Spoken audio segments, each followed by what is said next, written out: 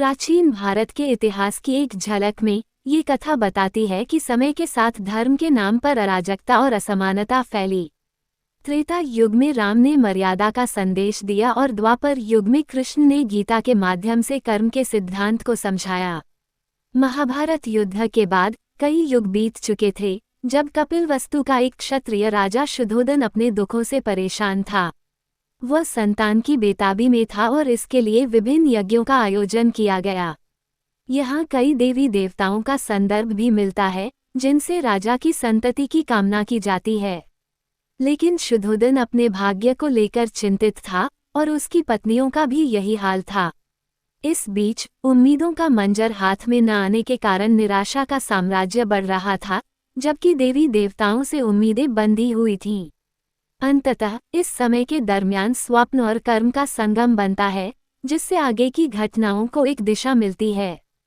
इस कथा में महाराज शुद्धोधन के संकट और उनकी चिंताओं का चित्रण किया गया है।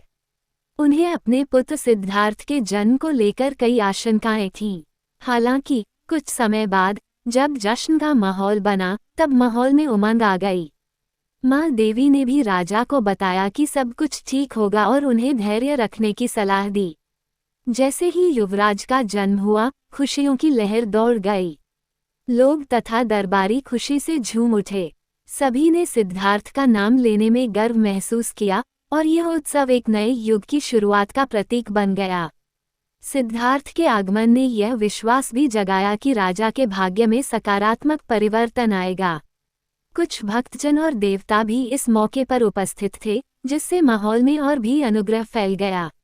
सिद्धार्थ का नाम सुनते ही सभी ने उसकी महिमा का गुणगान करना शुरू कर दिया, मानो उसे कोई महान भविष्यवाणी मिली हो। ये क्षण राजा और रानी के लिए बेहद खास था, क्योंकि उनका पुत्र एक नई आशा, प्रेम और धर्म की भूमिका निभाने वाला था।